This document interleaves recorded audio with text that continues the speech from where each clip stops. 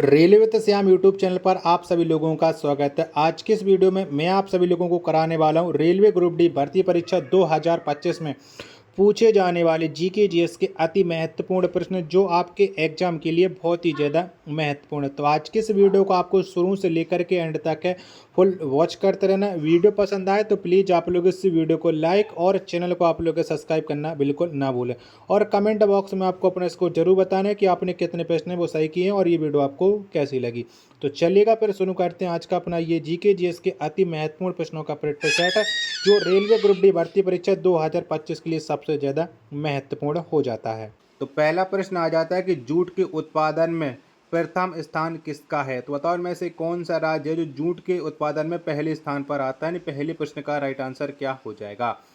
तो वो राज्य जाता है पश्चिम बंगाल, यानी एक का राइट आंसर हो जाएगा आपका ऑप्शन संख्या सी एकदम करेक्ट आंसर। नेक्स्ट प्रश्न आता है प्रश्न संख्या 2 कि द रिपब्लिक के लेखक कौन है। तो बताओ द रिपब्लिक पुस्तक को किसके द्वारा लिखा गया है। प्रश्न संख्या 2 का राइट आंसर क्या हो जाएगा। तो इस पुस्तक को जो लिखा गया है वो प्लेटो के द्वारा लिखा गया है, यानी दूसरे का जो राइट आंसर होगा वो हो जाएगा ऑप्शन संख्या सी एकदम इसका राइट आंसर। अगला प्रश्न आता है प्रश्न संख्या 3 है कि भारतीय रुपए का अब तक कितनी बार अवमूल्यन हो चुका है। तो बताओ कितनी बार हो चुका है भारतीय रुपए का अवमूल्यन। प्रश्न संख्या 3 का आंसर आपको देना है कि 3 का राइट आंसर क्या हो जाएगा। तो 3 बार हो चुका है, 3 का सी ऑप्शन करेक्ट आंसर हो जाएगा। प्रश्न संख्या 4 आ जाता है कि भूमंडल पर कर्क रेखा एवं मकर रेखा के बीच कौन सा कटिबंध है। तो बताओ इनमें से कौन सा कटिबंध है कर्क रेखा एवं मकर रेखा के बीच में। प्रश्न संख्या 4 का राइट आंसर क्या हो जाएगा। तो ये हो जाएगा उष्ण कटिबंध। 4 का सी ऑप्शन एकदम इसका करेक्ट आंसर हो जाएगा। आशा करता हूँ कि आपको ये वीडियो जरूर पसंद आ रही होगी। तो प्लीज़ आप लोग इस वीडियो को लाइक और चैनल को सब्सक्राइब करना बिल्कुल ना भूलें। 5वें नंबर का प्रश्न कि रविंद्रनाथ टैगोर के द्वारा शांति निकेतन की स्थापना किस वर्ष से किया गया। तो बताओ कब हुई थी शांति निकेतन की स्थापना। प्रश्न संख्या 5 का आंसर आपको देना है। तो रविंद्रनाथ टैगोर के द्वारा शांति निकेतन की जो स्थापना हुई थी वो स्थापना हुई थी 1901 में, यानी 5 का डी ऑप्शन करेक्ट आंसर हो जाएगा। नेक्स्ट प्रश्न आ जाता है प्रश्न संख्या 6 कि हैरी पॉटर के लेखक कौन है। तो बताओ हैरी पॉटर पुस्तक किसके द्वारा लिखी गई है। 6वें प्रश्न का राइट आंसर आपको बताना है कि 6 का राइट आंसर क्या हो जाएगा। तो जेके रोलिंग के द्वारा हैरी पॉटर को लिखा गया है। 6 का बी ऑप्शन करेक्ट आंसर हो जाएगा। अगला प्रश्न प्रश्न संख्या 7 आ जाता है कि आयुर्वेद के महान चिकित्सक धन्वंतरी किसके दरबार में रहते थे। तो बताओ किसके दरबार में रहते थे धन्वंतरी। प्रश्न संख्या 7 का राइट आंसर आपको देना है। तो धन्वंतरी ये रहते थे चंद्रगुप्त द्वितीय के दरबार में। 7 का डी ऑप्शन एकदम करेक्ट आंसर हो जाएगा।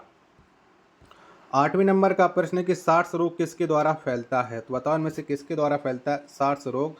प्रश्न संख्या 8 का राइट आंसर क्या हो जाएगा। तो ये फैलता है विषाणु के द्वारा। 8 का बी ऑप्शन करेक्ट आंसर हो जाएगा।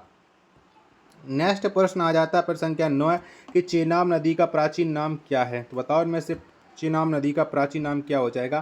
प्रश्न संख्या 9 का राइट आंसर आपको देना है। तो अस्कनी ये चेनाब नदी का प्राचीन नाम हो जाता है। 9 का ए ऑप्शन करेक्ट आंसर हो जाएगा।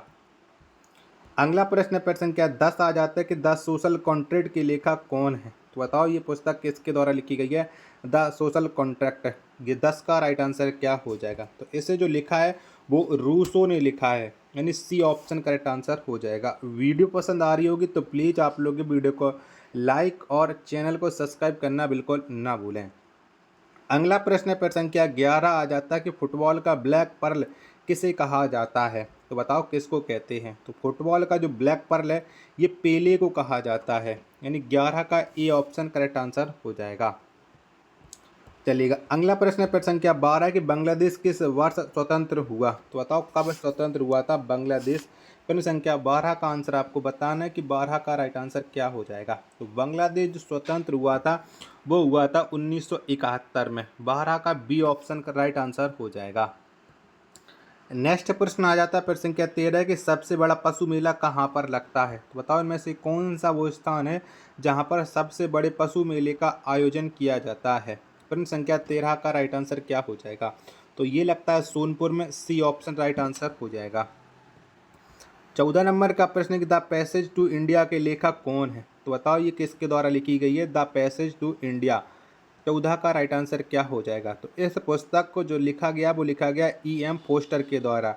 14 का करेक्ट आंसर हो जाएगा ऑप्शन संख्या बी। अगला प्रश्न आ जाता है प्रश्न संख्या 15 की कोलकाता नगर का वास्तुकार कौन था? तो बताओ इनमें से कौन सा वो व्यक्ति है जो कोलकाता नगर का वास्तुकार है? तो ये हो जाता है जॉब चॉर्नोक। 15 का ए ऑप्शन करेक्ट आंसर हो जाएगा। आशा और उम्मीद है कि ये वीडियो और आज का ये कंटेंट आपको ज़रूर पसंद आ रहा होगा। तो प्लीज़ आप लोग ज़्यादा से ज़्यादा हमारे चैनल का सपोर्ट कीजिएगा। मैं आपके लिए बेहतरीन से बेहतरीन प्रैक्टिस सेट है वो कराता रहूँगा आपके एग्जाम के ध्यान में रखते हुए। 16 नंबर का प्रश्न है कि आमिर खुसरो किसके दरबारी कवि थे? तो बताओ आमिर खुसरो किसके दरबारी कवि थे? 16 का राइट आंसर क्या हो जाएगा? तो ये जो दरबारी कवि थे वो थे अलाउद्दीन खिलजी के। 16 का डी ऑप्शन राइट आंसर हो जाएगा।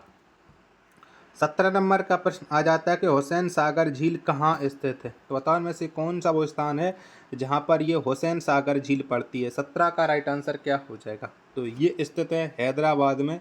ए ऑप्शन 17 का करेक्ट आंसर हो जाएगा। नेक्स्ट प्रश्न आ जाता है प्रश्न संख्या 18 है कि वायुयान के टायर में किस गैस का प्रयोग किया जाता है? तो बताओ में से कौन सी गैस है जो वायुयान के टायरों में भरी रहती है? 18वें प्रश्न का राइट आंसर आपको बताना है। तो ये भरी रहती है हीलियम गैस, यानी 18 का डी ऑप्शन करेक्ट आंसर हो जाएगा। नेक्स्ट प्रश्न है प्रश्न संख्या 19 है कि मुगल वंश का संस्थापक कौन था? तो बताओ इनमें से कौन सा वो व्यक्ति है जो मुगल वंश का संस्थापक है? 19वें प्रश्न का राइट आंसर आपको बताना है कि 19 का राइट आंसर क्या हो जाएगा? तो बाबर ये मुगल वंश का संस्थापक हो जाता है। 19 का C option right answer.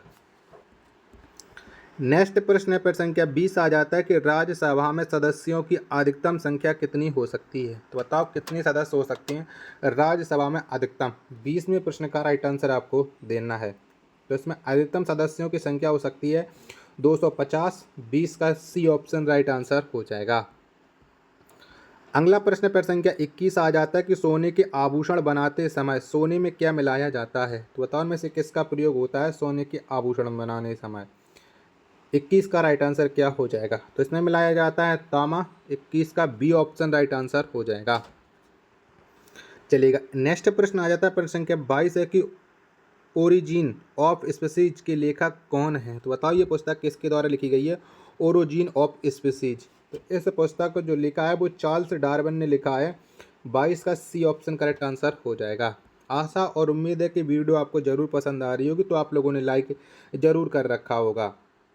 23वें number का प्रश्न है कि लेडी विद द लैम्प के नाम से किससे जाना जाता है? तो बताओ में से कौन से व्यक्ति को जाना जाता है लेडी विद द लैम्प? तो इसके नाम से जाना जाता है फ्लोरेंस नाइटिंगेल को। यानी 23वें प्रश्न का ए ऑप्शन करेक्ट आंसर हो जाएगा। अगला प्रश्न प्रश्न संख्या 24 है दास कैपिटल के रचनाकार कौन है? तो बताओ में से कौन से व्यक्ति के द्वारा दास कैपिटल पुस्तक को लिखा गया है? तो इसके जो रचनाकार हैं वो कार्ल मार्क्स हो जाते हैं। 24 का डी ऑप्शन राइट आंसर। 25वें नंबर का प्रश्न आ जाता है कपास का सबसे बड़ा उत्पादक देश कौन है? तो बताओ उनमें से कौन सा देश है जिसने कपास सबसे ज़्यादा पैदा किया है? तो कपास का जो सबसे बड़ा उत्पादक देश हो जाता है वो चीन हो जाता है। 25 का बी ऑप्शन राइट आंसर हो जाएगा। अगला प्रश्न प्रश्न संख्या 26 आ जाता है अंगमारी रोग का संबंध किससे है? तो बताओ में से कौन से फसल से ये अंगमारी रोग संबंध रखता है? 26वें प्रश्न का राइट आंसर क्या हो जाएगा? तो इसका संबंध हो जाता है आलू से। डी ऑप्शन करेक्ट आंसर हो जाएगा। नेक्स्ट प्रश्न प्रश्न संख्या 27 है कि द प्रिंस के लेखक कौन है? तो बताओ ये द प्रिंस के लेखक कौन से व्यक्ति हैं? 27 का राइट आंसर आपको देना है। तो द प्रिंस के जो लेखक हो जाते हैं वो हो जाते हैं Machiavelli. A option right answer हो जाएगा।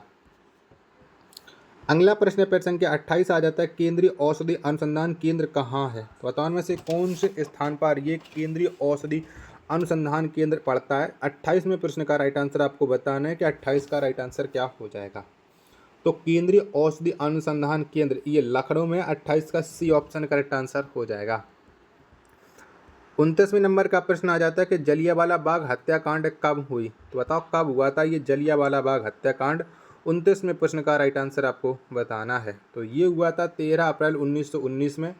29 का बी ऑप्शन एकदम करेक्ट आंसर हो जाएगा। प्रश्न संख्या 30 आ जाता है आपके सामने कि द ग्रांड विनीत हरफिट के रचनाकार हैं। तो बताओ ये पुस्तक किसके द्वारा लिखी गई है? द ग्रांड विनीत हरफिट। तो इसके जो रचनाकार हो जाते हैं वो सलमान रुश्दी हो जाते हैं। प्रश्न संख्या 30 का ए ऑप्शन राइट आंसर हो जाएगा। आशा और उम्मीद है कि ये वीडियो और आज का ये कंटेंट आपको ज़रूर पसंद आ रहा होगा। तो वीडियो को आप लोग लाइक और चैनल का आप लोग ज़्यादा से ज़्यादा सपोर्ट करते रहिएगा। 31वें नंबर का प्रश्न है कि मोनालिसा किसकी कृति है? तो बताओ ये किसकी रचना है मोनालिसा? 31वें प्रश्न का आंसर आपको देना है। तो ये माइकल फरेरा की है। 31 का बी ऑप्शन करेक्ट आंसर हो जाएगा। अगला प्रश्न पर संख्या 32 आ जाता है आप लोगों के सामने कि स्ट्रगल इज माई लाइफ की रचनाकार कौन है? तो बताओ ये पुस्तक किसके द्वारा लिखी गई है? Struggle is my life. तो इसके जो लेखक हो जाते हैं या रचनाकार हो जाते हैं वो नेल्सन मंडेला हो जाते हैं। 32 का ए ऑप्शन करेक्ट आंसर हो जाएगा। प्रश्न संख्या 33 आ जाता है कि सहारा मरुस्थल कहाँ स्थित है? तो बताओ इनमें से सहारा मरुस्थल है वो कौन से देश में पड़ता है? 33वें प्रश्न का राइट आंसर आपको बताना है। तो सहारा मरुस्थल ये उत्तरी अफ्रीका में स्थित है, यानी 33वें प्रश्न का बी ऑप्शन करेक्ट आंसर हो जाएगा। नेक्स्ट प्रश्न आ जाता है प्रश्न संख्या 34 से कि आर्थिक नियोजन किसकी सूची का विषय है? तो बताओ इनमें से कौन सी सूची के अंतर्गत आर्थिक नियोजन को रखा गया है? 34वें प्रश्न का राइट आंसर क्या हो जाएगा? तो आर्थिक नियोजन को जो रखा गया है वो समवर्ती सूची में रखा गया है। 34 का ए ऑप्शन करेक्ट आंसर हो जाएगा। 35वें नंबर का प्रश्न आ जाता है कि प्रोटेस्ट आंदोलन के प्रवर्तक थे। तो बताओ इनमें से कौन से व्यक्ति हैं जो प्रोटेस्ट आंदोलन के प्रवर्तक के रूप में जाना जाता है? 35वें प्रश्न का राइट आंसर क्या हो जाएगा? तो ये मार्टिन लूथर किंग हो जाते हैं, यानी 35 का ए ऑप्शन राइट आंसर हो जाएगा। 36वें नंबर का प्रश्न है कि शिंतो धर्म को किस देश के लोग मानते हैं? तो बताओ इनमें से कौन से देश के लोग हैं जो शिंतो धर्म को मानते हैं? 36 का राइट आंसर क्या हो जाएगा? तो ये मानते हैं जापान के लोग। 36 का बी ऑप्शन एकदम करेक्ट आंसर हो जाएगा। नेक्स्ट प्रश्न पर संख्या 37 आ जाता है कि मीन कैंप के लेखक कौन है? तो बताओ इनमें से कौन से व्यक्ति हैं जिनके द्वारा मीन कैंप पुस्तक को लिखा गया, यानी मेरा संघर्ष के लेखक कौन है? तो मेरा संघर्ष के जो लेखक हो जाते हैं वो हो जाते हैं एडोल्फ हिटलर। 37 का बी ऑप्शन करेक्ट आंसर हो जाएगा। 38वें नंबर का प्रश्न है कि एशियन ड्रामा के लेखक कौन है? तो बताओ इनमें से कौन सी एक व्यक्ति के द्वारा एशियन ड्रामा पुस्तक को लिखा गया है? तो इसके रचनाकार हो जाते हैं गुन्नार मिडल, यानी 38 का ए ऑप्शन राइट आंसर हो जाएगा। 39वें नंबर का प्रश्न कि माउंट एवरेस्ट पर चढ़ने वाली प्रथम महिला कौन है? तो इन बताओ इनमें से कौन सी वो महिला है जो माउंट एवरेस्ट पर सबसे पहले चढ़ी थी? तो वो महिला हो जाती है जिनको तेबाई। 39 का ए ऑप्शन राइट आंसर हो जाएगा। प्रश्न संख्या 40 और अंतिम प्रश्न है आज के सेट का कि विश्व का सबसे बड़ा मरुस्थल कौन है? तो बताओ इनमें से कौन सा है विश्व का सबसे बड़ा मरुस्थल? प्रश्न संख्या 40 का राइट आंसर क्या हो जाएगा? तो ये हो जाता है सहारा। 40 का बी ऑप्शन राइट आंसर हो जाएगा। आशा और उम्मीद है कि आज का ये कंटेंट आपको ज़रूर पसंद आया होगा। तो प्लीज़ आप लोग इस वीडियो को लाइक और चैनल को आप लोग सब्सक्राइब करना बिल्कुल ना भूलें। मिलते पर अपने एक और नेक्स्ट वीडियो के साथ, तब तक के लिए धन्यवाद। जय हिंद, वंदे मातरम।